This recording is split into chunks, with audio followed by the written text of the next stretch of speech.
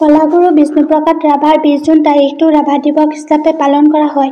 তেওঁ আছিল এজন মুক্তি সংগ্ৰামী, এজন গীতিকাৰ, সুৰকাৰ, গায়ক, নৃত্য বিশাৰদ, বাদক, চিত্ৰশিল্পী, কবি, গৱেষক, লেখক, বুৰঞ্জীবিদ, অভিনেতা, মঞ্চ পৰিচালক, নাট্যকাৰ, সুবক্তা, কথাছবি পৰিচালক, ক্ৰীড়াবিদ আৰু এজন ৰাজনীতিবিদ আছিল। বিষ্ণুপ্ৰসাদ ৰাভাৰ জন্ম হয় 1909 চনৰ 31 জানুৱাৰীত বৰ্তমান বাংলাদেশৰ ঢাকা চহৰত। তেওঁৰ দেউতাকৰ নাম আছিল গোপাল চন্দ্ৰ ৰাভা আৰু মাকৰ নাম আছিল গেথিৱালা। বিষ্ণুপ্ৰসাদ পৰিয়ালৰ অষ্টম সন্তান আছিল। তেওঁক সকলোৱে কটু নামেৰে মাতিছিল। ৰাভাদেৱে ঢাকাৰ সামৰিক ছাউনীৰ প্ৰাথমিক বিদ্যালয়ত বঙলা ভাষাৰ মাধ্যমত প্ৰাথমিক শিক্ষা শেষ কৰে। পিছত দেউতাক তেজপুৰলৈ বদলি হৈ অহাত ৰাভাই তেজপুৰৰ চৰকাৰী হাইস্কুলত নাম লগায়। 1926 চনত সেই বিদ্যালয়ৰ পৰা দৰং জিলাৰ ভিতৰত সৰ্বোচ্চ নম্বৰ লাভ কৰি প্ৰৱেশিকা পৰীক্ষাত উত্তীৰ্ণ হয় আৰু কুইন এম্প্ৰেছ সোণৰ পদক লাভ কৰে। বিষ্ণু ৰাভাই কলিকতাৰ ছেণ্ট পল কলেজত তেওঁৰ কলেজীয়া শিক্ষা আৰম্ভ কৰে আৰু 1928 চনত প্ৰথম বিভাগত ISC পৰীক্ষাত উত্তীৰ্ণ হয়। হাইস্কুলত পঢ়া কালতে ৰাভাই 1917 চনত ৰাছিয়াত লেনিনৰ নেতৃত্বত হোৱা বিপ্লৱে তেওঁৰ মনত গভীৰ সাঁচ বহুৱাইছিল। 1931 চনৰ মহাত্মা গান্ধীৰ নেতৃত্বত হোৱা আইন অমান্য আন্দোলনত ৰাভাদেৱ জড়িত হৈ পৰিছিল।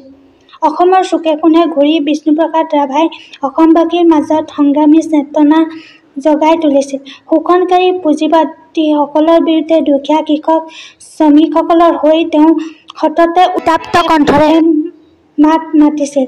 পিছলৈ ৰাভাই আনকি পৈতৃক সম্পত্তি 2000 বিঘা মাটি দুখীয়া কৃষকসকলৰ মাজত ভগাই দিছিল। 1946 চনৰ পৰা বিষ্ণু ৰাভাই মাৰ্ক্সবাদ আৰু লেনিনবাদৰ মত অনুকৰণ কৰে। 1936 চনত বিষ্ণুপ্ৰসাদ ৰাভাই যোৰহাটৰ কন্যা প্ৰিয়লতা দত্তক বিবাহ কৰে। প্ৰিয়লতাৰ বিয়োগৰ পিছত 1951 চনত বেলচৰৰ কন্যা কনকলতাক বিবাহ কৰে। 1962 চনত কনকলতাৰ মৃত্যু হোৱাত ৰাভাই তৃতীয়বাৰৰ বাবে গোসাইগাঁও অঞ্চলৰ কন্যা মোহিনী বসুমতাৰীৰ লগত বিবাহপাশত আবদ্ধ হয়। বাল্য অৱস্থাৰ পৰা সংগীতৰ প্ৰতি অনুৰাগী আছিল বিষ্ণুপ্ৰসাদ ৰাভা। বিষ্ণু ৰাভাৰ প্ৰচেষ্টাতেই কলিকতাত বেউলা, ৰতনী, বিহুৱতী আদি নাটৰ গ্ৰামফোন ৰেকৰ্ডিং কৰা হৈছিল। 1936 চনত মুক্তি লাভ কৰা জ্যোতিপ্ৰসাদৰ প্ৰথম বোলছবি জয়মতীৰ লগতো ৰাভা জড়িত হৈ পৰিছিল। পিছলৈ চিৰাজ, এৰাবাটৰ সুৰ, প্ৰতিধ্বনি, মাহুত বন্ধু আদি অসমীয়া ছবিত অভিনয় কৰাৰ লগতে অসমত কথাছবি শিল্পৰ উন্নতিৰ হকে তেওঁ কাম কৰিছিল। নৃত্যকলাত বিষ্ণু ৰাভাৰ অপূৰ্ব দক্ষতা আছিল।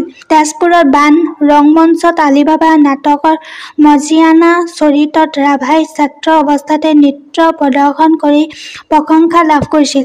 1940 চনত কাশী হিন্দু বিশ্ববিদ্যালয়ৰ সমাৱৰ্তন উৎসৱত শিৱৰ তাণ্ডৱ নৃত্য প্ৰদৰ্শন কৰি বিষ্ণু ৰাভা ভাৰতৰ এজন শ্ৰেষ্ঠ নৃত্যশিল্পী ৰূপে পৰিগণিত হয়। ৰাভাই সেই বিশ্ববিদ্যালয়ৰ উপাচাৰ্য ডক্টৰ ৰাধাকৃষ্ণণৰ পৰা সোণৰ পদক সহ ভাৰতৰ শ্ৰেষ্ঠ কলাবিদ সন্মান লাভ কৰে।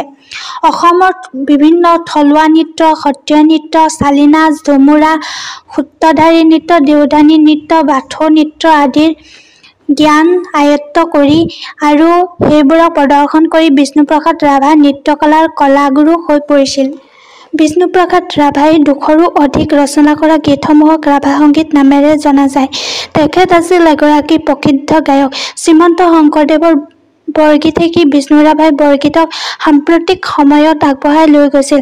তেওঁৰ গীতসমূহত মাতৃপ্ৰেম, দেশপ্ৰেমৰ লগতে প্ৰকৃতি আদি বিভিন্ন বিষয় দেখিবলৈ পোৱা যায়।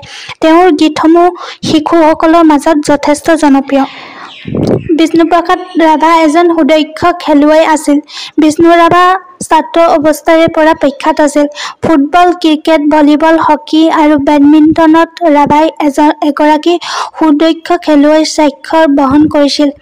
কলিকতাত ৰাভাই YMCA দলৰ হৈ ফুটবল খেলিছিল। কাৰমাইকেল কলেজত পঢ়ি থাকোতে ৰাভাই কলেজ হকী দলৰ দলপতি হৈ সুনাম কঢ়িয়াইছিল।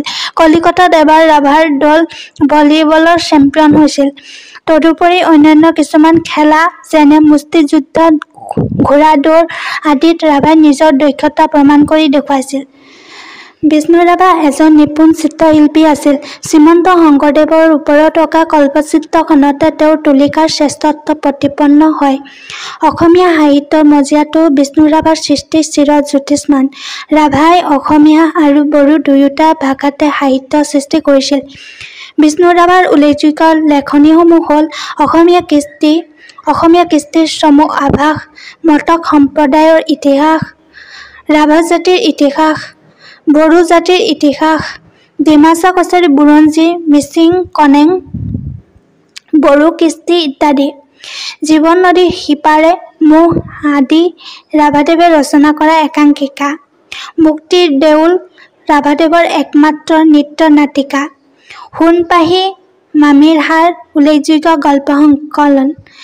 জীৱন লালসা, বান কেবাং আদি ৰাভাই ৰচনা কৰা উপন্যাস। ইয়াৰ উপৰিও প্ৰবন্ধ, গীত আৰু কবিতা ৰচনা কৰি বিষ্ণুপ্ৰসাদ ৰাভাই অসমীয়া সাহিত্যৰ ভঁৰাল সমৃদ্ধ কৰি থৈ গৈছে। অসমীয়া সাহিত্য সংস্কৃতিৰ ভঁৰাল চহকী কৰা তথা অসমৰ বিপ্লৱী শিল্পী 1969 চনৰ 20 জুনৰ নিশা 2:20 শত সহস্ৰ জনতাক কন্দুৱাই চিৰদিনৰ বাবে আঁতৰি গ'ল।